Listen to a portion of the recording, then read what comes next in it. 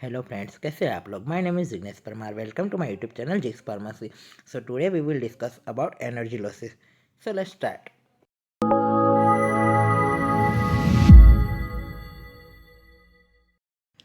तो चलिए स्टार्ट करते हैं। लेकिन आज के वीडियो में हम कवर करेंगे एनर्जी लॉसेस क्या होता है, उसकी टाइप्स क्या होती है, उसकी 4 टाइप्स है वो देखेंगे और उसमें कुछ इक्वेशंस आएंगे वो देखेंगे। ठीक है, तो एनर्जी लॉसेस क्या होता है कि आपकी घर में जो पानी की पाइप आती है, ऐसी पाइप्स में से फ्लूइड फ्लो होता है। ठीक है, ऐसी पाइप में से फ्लूइड फ्लो होता है। ठीक है, तो वो फ्लूइड कौन से होते हैं? फ्लूइड मैंने फर्स्ट लेक्चर में आपको बताया था कि लिक्विड और गैसियस ये दो फ्लूइड होते हैं। ठीक है, तो वो फ्लो होते हैं और उस टाइम कुछ एनर्जी का लॉसेस होता है, तो उसको एनर्जी लॉसेस बोलते हैं। ठीक है,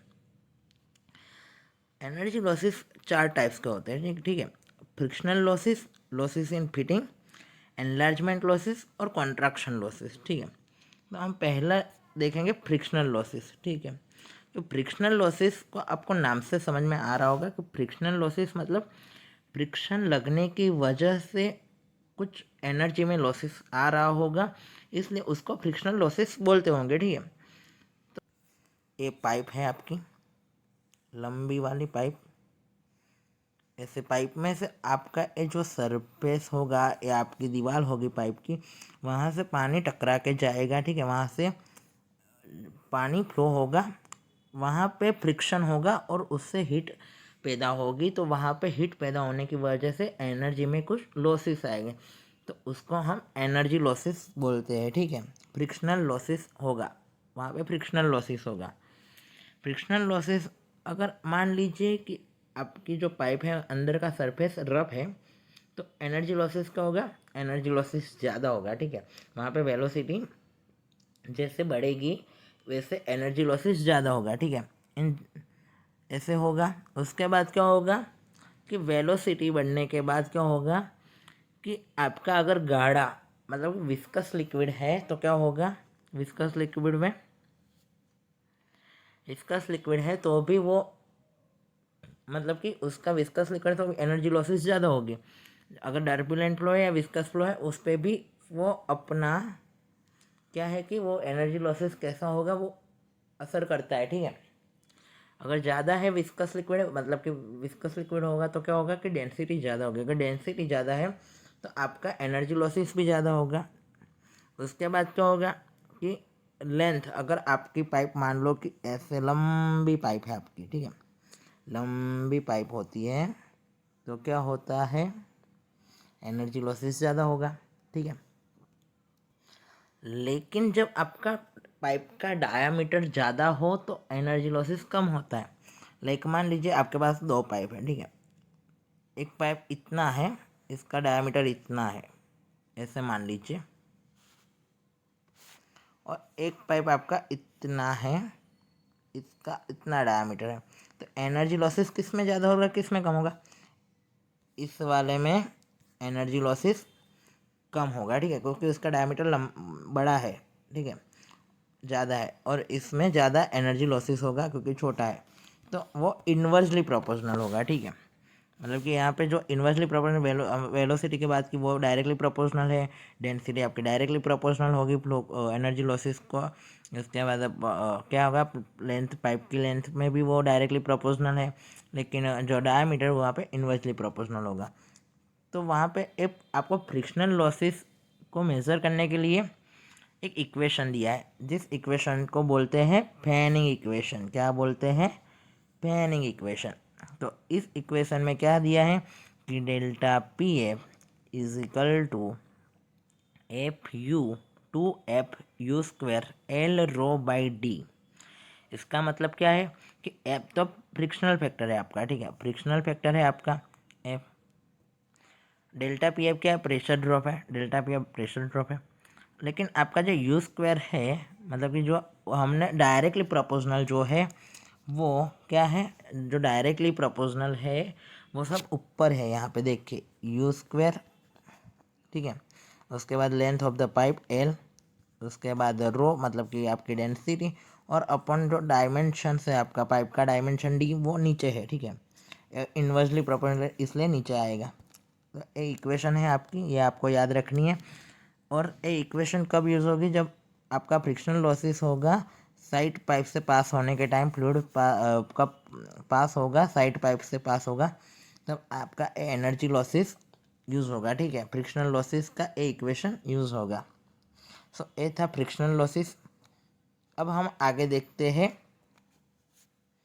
लॉसेस इन फिटिंग क्या होता है। जब लॉसेस इन फिटिंग मतलब कि आपका पाइप ऐसे तो होगा नहीं कि घर में अगर आपका पानी का पाइप जा रहा है तो ऐसे तो होगा नहीं कि वो सीधा का सीधा जाएगा, उसको नीचे आने के लिए वहाँ कुछ फिटिंग लगेगा। ठीक है, उसके बाद जैसे कि आपका पाइप ऐसे जा रहा है आपके घर में और उसको नीचे लाना है, तो ऐसे आप ऐसे मोड़ दोगे एल्बो लगा के। ठीक है, एक हो सकता है दो पाइप से यहाँ पे आ रही है और आपको यहाँ से एक पाइप चाहिए, तो आप यहाँ से टी लगा के टिप फिटिंग लगा के आप ऐसे पाइप ज्वाइन कर सकते हो। ठीक है, ऐसे सब अलग अलग लॉसेस होते हैं। ठीक है, फिटिंग ऐसे फिटिंग्स होते हैं। तो उस फिटिंग्स की वजह से क्या होता है, फ्लूइड में कुछ डिस्टर्बेंसेस आते हैं और उस डिस्टर्बेंसेस की वजह से फ्लूइड का क्या होता है, उस डिस्टर्बेंसेस की वजह से आपकी एनर्जी लॉस होता है। तो ऐसे फिटिंग्स की वजह से मतलब कि उसका फिटिंग में क्या होगा कि डायरेक्शन चेंज होगा। ठीक है, फ्लूइड का डायरेक्ट वो सीधा जा रहा है, वहाँ से उसका डायरेक्शन चेंज होगा, तो क्या होगा कि वो कुछ एनर्जी लॉसेस आएगा। ठीक है, वहाँ पे उसकी एनर्जी लॉस होगी। जैसे कि हम सीधे रास्ते पे हम जा रहे हैं बाइक या गाड़ी लेके, और वहाँ पे अगर मोड़ आता है तो हम मुड़ते हैं। ठीक है, वहाँ पे तो मुड़ने के टाइम पे क्या होगा, हमारा एनर्जी लॉसेस होगा। ठीक है, एनर्जी का कुछ लॉस होगा। तो ऐसे ही पाइप के फ्लूइड में होता है। ठीक है, तो ये होता है लॉसेस इन फिटिंग। फिटिंग में ऐसे लॉस होता है। तो ये था लॉसेस इन फिटिंग। अब थर्ड देखेंगे एनलार्जमेंट लॉसेस। अब बात करते हैं एनलार्जमेंट लॉसेस की। तो एनलार्जमेंट लॉसेस में क्या होता है कि आपका एक छोटा पाइप है, यहाँ पे दिखा है ऐसे कि आपका छोटा पाइप में से बड़ा पाइप बन रहा है। अगर ग्रेजुअली मतलब कि ऐसे आपका बड़ा पाइप में जा रहा है, ठीक है, कन्वर्ट हो रहा है छोटे पाइप से, तो वहाँ पे एनर्जी लॉसेस नहीं होगा। लेकिन सडनली ऐसे हो रहा है, सडनली हो रहा है, तो वहाँ पे कुछ एनर्जी लॉसेस होगा। तो ये जो होता है उसमें क्या होता है कि यहाँ पे क्या होगा, एनर्जी लॉसेस क्यों होगा, क्योंकि यहाँ पे एडिस आएगा, एडिस होता है वहाँ पे। एनर्जी लॉसेस में वो फ्लूइड को कुछ डिस्टर्बेंसेस आता है, तो वहाँ पे एनर्जी लॉसेस होता है। तो सडन एनलार्जमेंट में क्या होगा, वेलोसिटी जो होगी छोटे पाइप की वो ज़्यादा होगी, मतलब कि U1 की ज़्यादा होगी कंपेयर टू U2।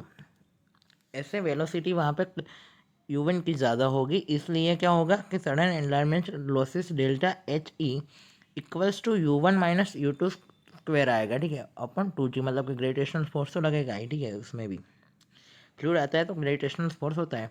उसके बाद डेल्टा एच क्या है कि आपका loss of head due to sudden enlargement ऐसे होगा। ठीक है, जैसे कि एक बड़ा छोटा पाइप से बड़ा पाइप में जा रहा है, इसलिए ऐसा होगा, वहाँ की छोटे पाइप की वेलोसिटी ज़्यादा रहती है। ठीक है, हमेशा।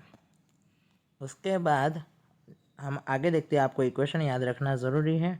उसके बाद है फोर्थ वाला कॉन्ट्रैक्शन लॉसेस। ठीक है, कॉन्ट्रैक्शन लॉसेस में क्या होगा, उसका उल्टा, एनलार्जमेंट लॉसेस से उल्टा होगा। यहाँ पे बड़ा पाइप है, वहाँ से छोटे पाइप में जाएगा। ठीक है, ग्रेजुअली, इसमें भी ग्रेजुअली वाला जो होगा उसमें एनर्जी लॉसेस नहीं होगा, लेकिन जो सडन वाला होगा, sudden contraction loss of energy, उसमें लॉस ऑफ एनर्जी आएगा। ठीक है, और यहाँ पे जो होता है इसको क्या बोलते हैं, वेना कॉन्ट्रैक्टा। इधर के पार्ट को वो जहाँ पे वो बड़े में से छोटा जा रहा है, उस वहाँ पे जो होता है उसको वेना कॉन्ट्रैक्टा बोलते हैं। ठीक है, तो क्या होता है कि बड़े में से जब छोटा जाता है तब हमने क्या बोला कि छोटे पाइप का वेलोसिटी ज़्यादा है। ठीक है, तो U2 का वेलोसिटी ज़्यादा है और U1 का कम है।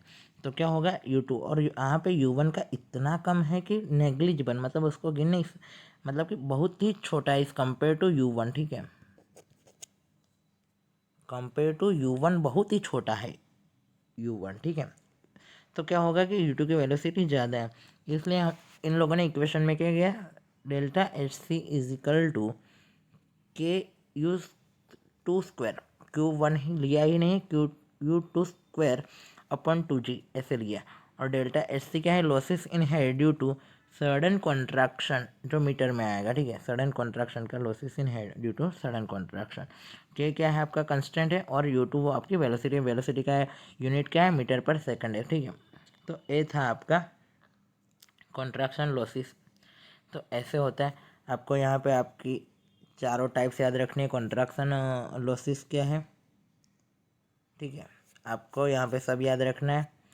फ्रिक्शनल लॉसेस आएगा, उसमें कौन कौन से डायरेक्टली प्रोपोर्शनल है और कौन कौन से कौन सा इनवर्सली प्रोपोर्शनल। एक ही है आपका डायमीटर ऑफ द पाइप, ठीक है, उसमें इक्वेशन याद रखनी है, फेनिक इक्वेशन आपको याद रखनी है, ठीक है। उसके बाद आएगा लॉसेस ऑफ फिटिंग, क्यों होते हैं लॉसेस फिटिंग में, क्योंकि वहाँ पे उसका एंगल चेंज होगा, ठीक है, इसलिए होगा। उसके बाद एनलार्जमेंट लॉसेस का आपको ये वाला इक्वेशन याद रखना है, delta H E equals to U1 minus U2 square upon 2G। वहाँ पे एनलार्जमेंट में क्या होगा, छोटा पाइप से बड़ा पाइप जाएगा, वो याद रखना है। उसके बाद कॉन्ट्रैक्शन में उसका उल्टा होगा, बड़ा पाइप है वहाँ से छोटा पाइप जाएंगे, और उसका इक्वेशन आया delta H C is equal to KU2 square upon 2G, ठीक है।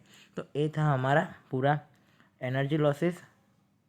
सो थैंक यू, आज के वीडियो में इतना ही। अगर आपको हमारा वीडियो अच्छा लगा तो प्लीज़ लाइक कीजिए, आपके फ्रेंड्स के साथ शेयर कीजिए, और हमारे चैनल को सब्सक्राइब कीजिए। सो थैंक यू सो मच, मिलते हैं नए वीडियो के साथ।